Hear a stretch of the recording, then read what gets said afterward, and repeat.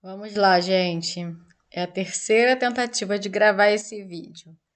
Mas vamos lá, porque da primeira vez eu não gostei, da segunda vez o programa não gravou, não salvou. Mas vamos lá, dessa vez vai dar certo. Coloquei dois programas aqui para gravarem. Então, é, algumas questões, né, algumas informações a respeito da dissertação, da redação, da prova dissertativa que nós vamos fazer. Primeiro, o que a gente vai abordar aqui? A linguagem na dissertação argumentativa, a introdução, desenvolvimento e conclusão, que são as partes, né, que fazem parte da estrutura da dissertação. Aqui eu coloquei uma tirinha para a gente poder refletir, né, para abrir esse questionamento. Uma árvore deve ter boas raízes, uma casa deve ter uma boa fundação, e toda opinião devia ter um bom fundamento. Ou seja, se uma árvore deve ter boas raízes, né? Uma casa, uma boa fundação, para a gente manifestar nossa opinião, a gente precisa ter bons argumentos, uma boa justificativa. Senão a nossa opinião não é válida. Como eu vou te convencer, né, de pensar como eu, se eu não souber argumentar? A gente pode trazer isso para nossa realidade. Vamos pensar na maior questão, né, que há divergência hoje em dia, que é a questão política. Eu sou do lado A, você é do lado B. Como que eu vou te convencer de que o lado A é o correto ou, enfim, né, é o mais coerente com o meu pensamento, com o nosso pensamento, se eu não tiver bons argumentos? Se eu só falar: "Ah, mas ele é bom". Isso daí não convence ninguém, né?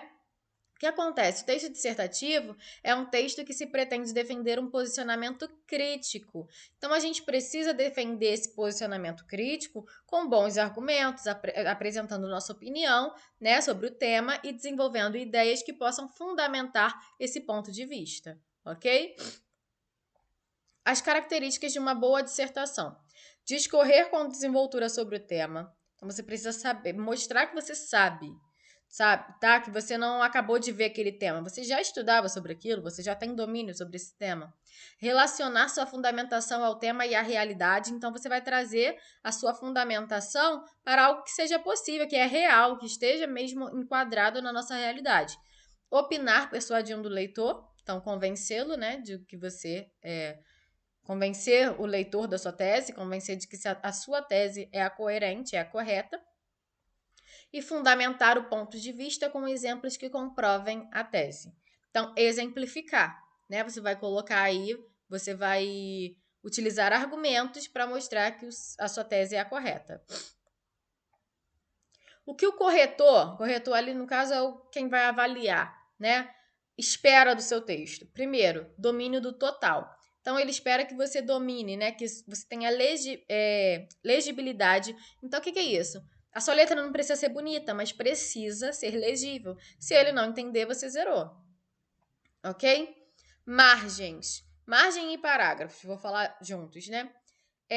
A gente sabe que tem que dar aquele espacinho em cada parágrafo. No início de cada parágrafo, você dá um espacinho de um dedinho, tá? Isso daí é fundamental. E outra coisa, o seu parágrafo ele precisa estar alinhado, justificado. Imagina se fosse no Word, né? Justificado. Então você não vai pegar e fazer zigue-zague, deixar um espação aqui. A palavra não coube toda, eu vou deixar esse espaço aí. Não, a palavra não coube toda, a gente vai para essa parte aqui da translineação, que é justamente quando a gente separa, quebra a palavra no meio e vai, né, continua na linha de baixo. É importantíssimo saber que na hora de fazer essa translineação, aquele tracinho que a gente separa é ao lado da palavra, não embaixo. Eu vejo muitos alunos meus colocando embaixo, né? Isso é errado. Você tem que colocar ao lado da palavra. E tem que separar a sílaba, né? Corretamente. Então, se a palavra é coração, só coube o cor ali. Você só vai deixar o co e vai embaixo, ração, ok? Não pode deixar separado a sílaba de forma errada. E a adequação, né, ao português. Nesse caso aí, a norma culta. Você vai mostrar que você tem domínio aí. Domínio superior aos demais textos. Então, você tem que ter pertinência ao conteúdo. Você não pode ficar enchendo linguiça, né? Eu até esqueci, acho que é circularidade o nome que a gente dá para isso. Não pode, você não pode ficar enchendo linguiça. Você tem que mostrar que você conhece, você tem domínio sobre o tema. Estrutura dos parágrafos. que é essa questão que a gente vai ver, né, do tamanho ideal de cada parágrafo. Depois desse vídeo, eu vou mandar um outro que fala sobre isso. Argumentação pertinente, conectivos. Então, o que são os conectivos? São as conjunções que a gente utiliza para ligar uma frase na outra, um período ao outro, um parágrafo ao outro.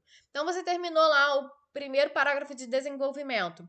Você vem, para continuar, para dar consequência, você vai colocar dessa forma, outro sim, né? Desse modo. Você vai utilizar algum conectivo que continue, né, que dê progressão à sua ideia, ok? Objetividade. Nesse texto, você não pode deixar frases soltas que levem o seu leitor a ficar refletindo. Ele não quer isso. O seu leitor não quer refletir. Ele quer tudo mastigado. Então, você vai apresentar seus argumentos com coerência, né? E vai dar uma solução no final, que a gente vai falar mais pra frente. Então, tudo mastigado. É objetividade aqui, tá? Clareza e conhecimento do tema. O que você precisa saber? A estrutura do texto. Então, você tem que ter uma introdução, um desenvolvimento, uma conclusão. Introdução, um parágrafo, desenvolvimento 2 a 3, conclusão, um parágrafo, tá? Para fechar. Entender o que cada competência avalia, e aí eu trouxe lá no final do vídeo, tem o que nesse caso aqui, da banca da Bankiban, né? O que eles querem, ok? Vou trazer bem específico lá no finalzinho do vídeo. Transformar as informações à sua volta em repertórios. Então, a gente estudou sobre BNCC, sobre LDB, BNCC, já falei BNCC, PCN, né? Mas o que? ECA. Todo esse conteúdo é o momento de você utilizar a seu favor. Você estudou, tudo isso não foi à toa. Então, você vai pegar algum trecho que tenha a ver, né? Alguma lei, algum pedaço que tenha a ver com o conteúdo, com o tema da prova e você vai utilizar aí, ok? Escrever um texto por semana seria o ideal se a gente tivesse mais tempo, mas aí já fica de dica para os próximos concursos, né? Se a gente vai, acho que a gente já está montando um grupinho de estudo aí para próximos concursos, então aí a gente tem que ter essa meta de escrever um texto por semana, porque aí é só com prática que a gente consegue uma boa redação. Eu dou aula de redação já faz um tempo, né? Tem 3 ou 4 anos. Mas só falar, só ensinar também não quer dizer nada. Tem que praticar. Se eu não praticar, também minha redação não vai ser boa. Claro que eu vou ter um conhecimento melhor sobre estrutura e tudo mais, só que na hora eu vou ficar com a mente, e agora? O que eu vou fazer? O que eu vou falar sobre esse tema? Então, sobre a linguagem dissertativa, né? O que é tese? Tese é a sua opinião a respeito do tema, né? O seu ponto de vista sobre o tema da redação. Em relação à linguagem dissertativa, nós temos a questão da adequação, então a gente tem que evitar, né, utilizar gírias, senso comum, vocabulário impreciso. Clareza, evitar ambiguidade, então duplo sentido, deixa para lá, você tem que ser muito específico, muito objetivo. Concisão, evitar redundâncias, prolixidade. Então você tem que, para de entrar para dentro. Não pode, isso é redundância, né? Ou ficar repetindo a mesma coisa. Coesão, evitar frases e períodos desconexos. Como que eu evito isso? Utilizando os conectivos que eu falei anteriormente, né? Os conectivos, as conjunções, enfim. Expressividade, evitar as frases feitas, expressões comuns, coloquiais. Como assim? Tem gente que sempre pega e fala mais do mesmo. Por exemplo, vou fazer uma redação sobre a dificuldade, sei lá, em meio a esse tempo de pandemia que já passou, né? Mas enfim, algum tema nesse sentido. Aí eu pego e falo que a vida é uma montanha russa. Quem nunca ouviu isso? Que a vida é uma montanha russa, é cheia de altos e baixos. Isso daí é mais do mesmo. Ele não quer isso, tá? O seu avaliador não quer isso.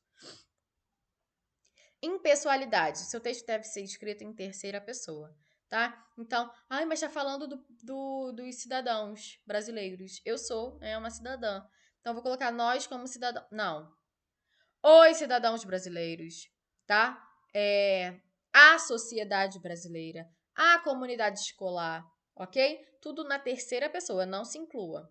Outra coisa importante, Só coloque o seu nome onde estiver lá destinado para colocar seu nome. Não assine em nenhum momento da prova, tá? Senão você zera a sua prova. Modalidade. A escrita deve priorizar regras da norma culta. Óbvio, você não vai colocar palavras informais. Atenção, evite usar no seu texto expressões atemporais, como hoje em dia, atualmente. Por que isso? Isso daí já está muito manjado, todo mundo começa da mesma forma. Então vamos mudar isso. Lógica da estrutura. Na introdução, nós devemos reconhecer o problema ou defini-lo, tá? Ah, você está falando de evasão escolar? O que é evasão escolar? Ou você fala, evasão escolar é quando... Lá, lá, lá, lá, lá, lá. Ou você vai reconhecer o problema. A evasão escolar é um grande problema enfrentado no país, lá, lá, lá, e você vai falar, tá? No desenvolvimento, você vai expor as causas para aquilo dali ter acontecido, as consequências. Então, quais são as causas da evasão escolar? Eles precisam trabalhar, né? Muitas crianças ainda hoje precisam ajudar os pais trabalhando, enfim, ou há desinteresse mesmo. Você vai colocar todas as causas e as consequências disso. Então, quais são as consequências da evasão escolar? Né? Menos seres pensantes, críticos. Você vai justificar ali quais são os problemas que acarretam para esses indivíduos. Os culpados, quem são os culpados disso? São os pais, é o governo, são as escolas, são os professores que não têm metodologias adequadas. Você vai falar sobre isso. Todos os lados da questão. E na parte da conclusão, você vai informar, né, no caso dessa prova, da dissertação argumentativa, você tem que apresentar uma solução, tá? Então, uma solução que seja plausível. Qual é a solução para o problema da evasão escolar? E aí? Vai ter que pensar em algo que seja possível fazer e você vai ter que mostrar tudo o que deve ser feito. Você deu uma solução lá que você sabe que para aquilo ali acontecer, muitas outras coisas precisam ser feitas. Você vai ter que detalhar essas coisas também. É isso, tá? Como corrigir um erro? Primeiro, errei lá na prova. E agora escrevi errado. Primeira coisa, primeiro ponto, você não tem o direito de errar. Por quê? Parece duro, mas você tem uma folha de rascunho, né? Então não tem por que você errar. Mas mesmo assim, na hora, se atrapalhou todo e errou. Aí você não pode rabiscar, que aí já era. Você vai dar um risco no meio da palavra e vai escrever ao lado a palavra certa. Igual aqui, ó. Atraso com Z. Ih, errei. É com S. Risco no meio e escreva a palavra correta ao lado, ok? Se ainda... Aí tá certo. Se ainda assim errar, risca a palavra. Uma dica aqui, né? O verbo fazer figura falta de vocabulário. E a gente tem mania na oralidade, né? Na língua oral, na linguagem oral, de ficar falando o tempo todo o verbo fazer. Ele faz, ao invés de falar, ele cozinha, ele faz arroz. Então, isso mostra falta de vocabulário, tá? O que a gente vai fazer? Vai substituir. Então, se eu for escrever uma pesquisa feita nos Estados Unidos informou isso, isso, isso. Não, você vai colocar uma pesquisa desenvolvida. Né? Pessoas que fazem comida, pessoas que cozinham. Esquece o faz. Texto feito? Não. Texto elaborado. Então vai substituir. E a gente utiliza também o faz com que. Isso faz com que muitas pessoas saiam da escola. Não. Isso acarreta, isso gera, isso ocasiona, isso resulta. Ok? Não copie textos motivadores. Não copie. Lá, antes da sua prova, né? Na hora da dissertação, vai ter um texto motivador sobre o tema. Não é para você copiá-lo. Ele é só para abrir sua mente a respeito daquilo, ok? Não parafraseie. O que é parafrasear? Você escreveu o texto com as suas. Reescreveu o texto com as suas palavras. Isso está errado, não pode. Os tipos de introdução. Nós temos a apresentação de hipótese. Então, você vai apresentar hipóteses para aquele problema. Definição de conceito, que foi o que eu falei lá na frente, né? Definir alguma coisa. Comparação. Então, você pode comparar épocas, lugares, enfim, por exemplo, se a gente vai falar de evasão mesmo escolar. Aqui no Rio de Janeiro, a taxa de evasão é tal. Já na Paraíba é. Só que esses dados têm que ser verídicos, tá? Mas aí você vai utilizar aí uma comparação. Uso de perguntas. Atenção, você pode começar o seu texto fazendo perguntas, sim. Só que toda pergunta feita deve ser respondida, tá? Toda pergunta feita na introdução deve ser respondida no desenvolvimento, no decorrer do seu texto. Contestação, então você contesta ideias. Levantamento histórico, você vai levantar, né, dados históricos, momentos históricos, enfim. E o uso de pequena narração ou descrição, que eu não recomendo. Por quê? Você pode acabar se confundindo e mudando aí o tipo de texto. Então, ao invés de ser um texto dissertativo, você pode acabar criando um texto narrativo ou descritivo, tá? Não recomendo esse. Antes de passar, vamos supor que a gente esteja falando sobre o papel, né? O papel e os desafios do educador diante da sociedade atual. O tema seja esse, que eu vi muito em algumas sugestões, né, de temas para concurso. O que você vai falar?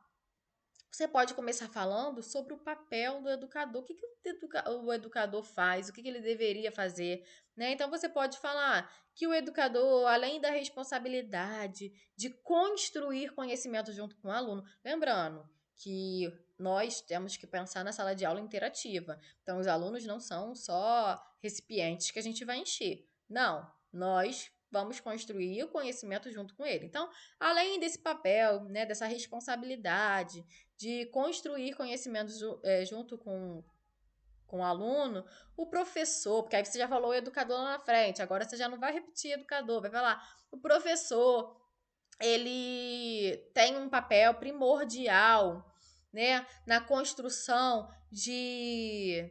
Na verdade, construção a gente já utilizou lá na frente, então a gente vai colocar um outro sinônimo, de cidadãos conscientes, né, que tenham pensamentos críticos na sociedade, enfim. E aí, se a gente for pensar logo lá na BNCC, que pensa muito nisso, de formação de cidadãos, aí você vai falar formação para o trabalho, né, e para a cidadania, enfim, no que diz respeito aos valores morais, éticos, e você vai desenvolver isso daí, tá? E você vai falando sobre isso. Aí fala sobre a. Lá na introdução, você já vai dar dois indícios assim de desenvolvimento seu, tá? Então, por exemplo, você pode falar que, apesar disso tudo, ele encontra desafios. Que lá lembra que o título era o papel e os desafios, né, do educador. Então, aí você já coloca lá na sua introdução que, apesar disso, ele encontra desafios, como a falta de valorização profissional, o desrespeito e o desinteresse dos alunos a respeito, né, no que diz respeito aos conteúdos escolares. Já soltou aquilo dali. Aí no desenvolvimento você vai falar sobre essas questões. O que é essa questão da valorização? Vai utilizar da desvalorização? Vai utilizar argumentos para isso? E aí a gente vai falar mais para frente. Então nós temos algumas, né, estratégias argumentativas, que aí a gente já entra no desenvolvimento. Nós temos indução, dedução, dialética e os tipos de argumentos. Como argumentar? O que fazer para a argumentação ter validade? A gente vai ver a partir de agora. Indução. A indução consiste no raciocínio que parte, né, do particular e vai para o geral. Como assim? Olha aqui. O calor dilata o ferro. O calor dilata o cobre. O calor dilata o bronze. O ferro, o cobre e o bronze são metais. Logo, o calor dilata metais. Percebam que ferro, cobre, bronze são particulares, né? É algo particular. Depois vira ali o geral, o coletivo. A dedução é o contrário. É um raciocínio que parte do geral para o particular. Ó, os homens são mortais. Mortais. Os homens é bem geral, né? Não está especificando nenhum. Então tá do geral. Os homens são mortais. João é homem. Logo, João é mortal. Ok? Não vou ler esses textos não para não tomar muito tempo, para não ficar uma aula muito longa. Dialética. A palavra dialético deriva de aptidão para falar de dualidades, ou seja, contradições. Diferentemente da indução e da dedução, a dialética não se baseia em evidências ou premissas. Então, aqui nós vamos falar de contradições, de divergências de pensamentos, tá? E os tipos de argumentação. A argumentação é o recurso que tem como propósito convencer alguém para que esse tenha opinião ou comportamento alterado. Os argumentos são essenciais, pois serão as provas apresentadas a fim de defender uma ideia e convencer o leitor de que essa ideia é correta. A dialética tenta, através da argumentação, convencer. Surge através de perguntas e respostas. E aí a gente entra nos tipos de argumentos. Nós temos vários tipos de argumentos. Aí cabe a você escolher o melhor para o seu texto. Ah, é só um que eu vou escolher? Não, você pode escolher vários, tá? Mas a escolha correta vai trazer aí, né, vai consolidar o seu texto. Nós temos a argumentação por prova concreta, né, por comprovação. Nesse caso aqui, você apresenta dados que vão comprovar a sua tese, né? Demonstrar também. Então, por exemplo, segundo o mapa, no Brasil, 1,4 milhão de crianças, ou 5,5% da população nessa faixa etária, 7 a 14 anos, para a qual o ensino é obrigatório, não frequentam as salas de aula. Você já deu um dado ali. Isso é a prova, tá? É a comprovação. Aí você pode colocar, né? Que isso daí é segundo dados de onde? Você tem que colocar dados do IBGE, dados do quê, tá? Argumentação por raciocínio lógico. Observe.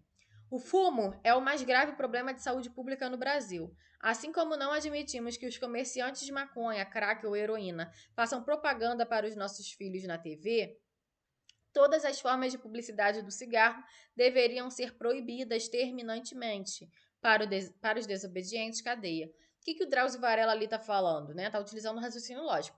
Se o crack, a maconha e a heroína são proibidos, o fumo também deve ser. Ok? É isso. Que não tem, quer dizer, são proibidos de passar, né, propaganda na TV? Também não pode ter de cigarro. Ok? É importante aqui que essa daqui, o raciocínio lógico é do Drauzio Varela. Se a gente for utilizar esse trecho aqui na nossa prova, que não é nosso, vai virar uma citação, tá? Argumentação por enumeração.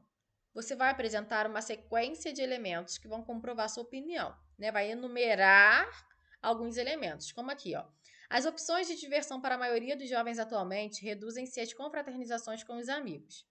Ir a festas, ao cinema, encontrar-se na casa de um dos companheiros, reunir-se no fim de semana em estacionamentos públicos são as opções para quem não tem dinheiro para pequenos passeios ou interesse em atividades culturais, como leitura ou visitas às exposições.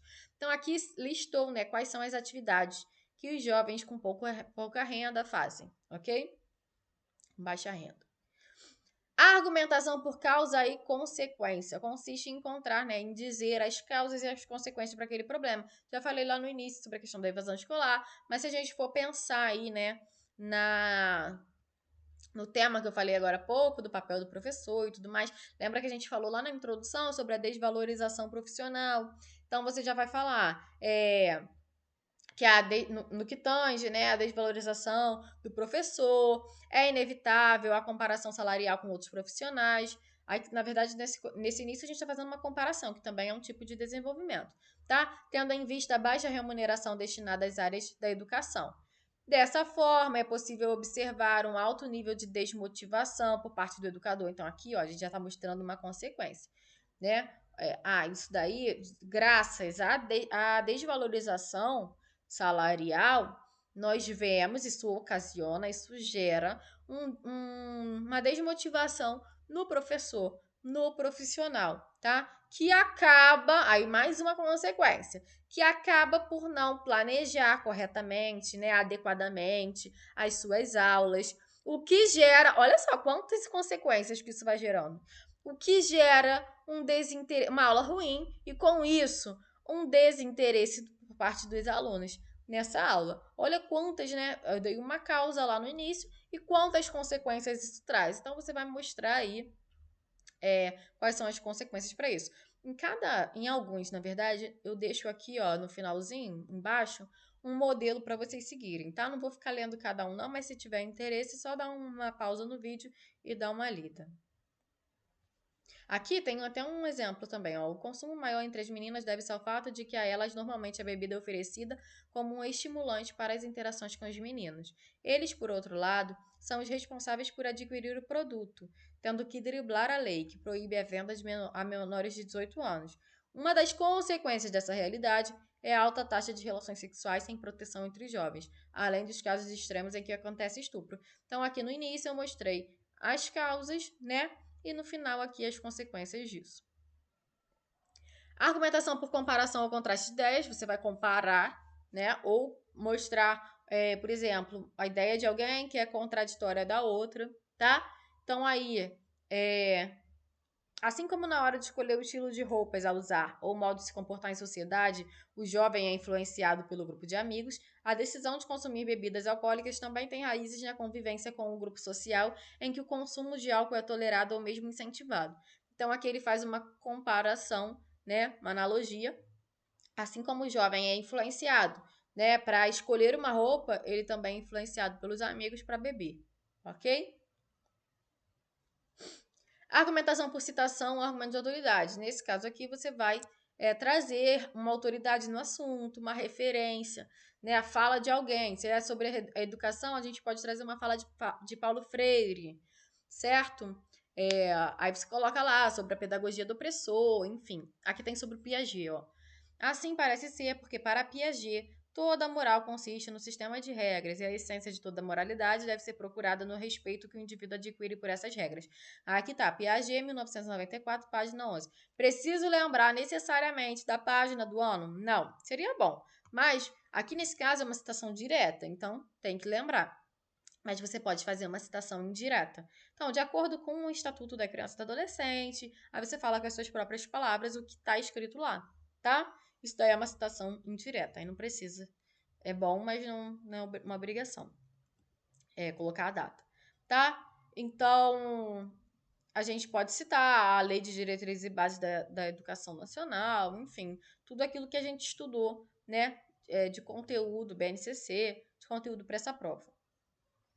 Contra-argumentação. Imagina, você dá um argumento já sabendo que aquela pessoa pode utilizar um contra-argumento contra você. Então, você já lança esse contra-argumento na sua redação. Ok? Tem ações governamentais para proporcionar atividades de lazer para os jovens, como a prática de esportes ou turismo ecológico, por exemplo. Então, aqui, ó, legal. Tem ações governamentais para promover essa questão aí com os jovens, né? Das atividades de lazer. Porém, aí você já contra-argumenta. Isso é bom, mas não é suficiente, tá? Não é eficiente. Por quê? Porque são caras, são de difícil acesso, né? E a bebida é muito mais barata do que isso, enfim. Então você rebate a ideia, você consiste na objeção. Exemplificação, você vai justificar os pontos de vista através de exemplos. Nesse caso aqui, vai exemplificar que o jovem, ele tem acesso, apesar dos pais não quererem que os jovens, né, que os filhos bebam e tudo mais, na maioria dos casos, na maioria das vezes, o jovem tem acesso à bebida na própria casa, ok? Que o pai tem a falsa sensação de controle da situação e deixa beber um pouquinho. A alusão histórica utiliza fatos históricos para fundamentar a argumentação. Tá ficando longo, então eu vou correr um pouquinho, tá? A argumentação por consenso. Essa daqui é você falar afirmações aceitas como verdadeiras. Não é a ideal, porque é mais do senso comum, né? Precisamos do ar para sobreviver. Jura? Atenção! É muito importante que os parágrafos do desenvolvimento tenham ligação, a fim de que não transformem o texto em uma sequência de parágrafos desconexos. É a questão, de novo, do conectivo da conjunção, tá? Vale lembrar que o desenvolvimento não é uma mera continuação da introdução, tá? O desenvolvimento é para você argumentar. E chegamos na conclusão. Não tem modelo único de conclusão, nós temos dois tipos, a síntese e a proposta. Porém, para a nossa prova, a gente vai ficar com a proposta.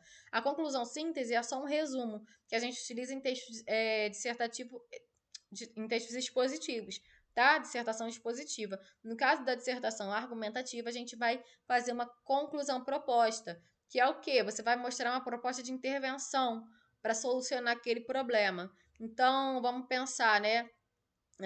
Naquele caso, do papel do professor e tudo mais, desafios. Então, conclui-se que diante de uma sociedade tão agressiva, intolerante, imediatista, o docente tem papel fundamental e tudo mais. Aí você vai falar que quais são as soluções, né, para isso? Uma maior valorização desse profissional, né, uma readequação salarial, investimentos educacionais, uma formação continuada, que é muito falado na BNCC também, enfim, tá? Você vai sugerir soluções. Para finalizar aí, eu trouxe o que a banca do IBAN especificamente traz, né, pra gente? Nós temos 5 pontos só em relação ao conteúdo. Então, se você tiver uma perspectiva legal adotada, né, no tratamento do tema, capacidade de análise e senso crítico, então não é repetir mais do mesmo, você vai pensar criticamente em relação ao tema, consistência dos argumentos, clareza e coerência no seu encadeamento, você já vai ter 5 pontos, tá?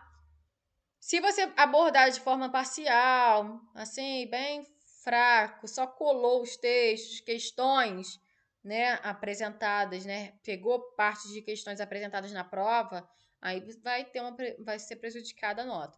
A estrutura, se você respeitar o gênero solicitado, ou seja, tem introdução, desenvolvimento, conclusão, está na terceira pessoa, né?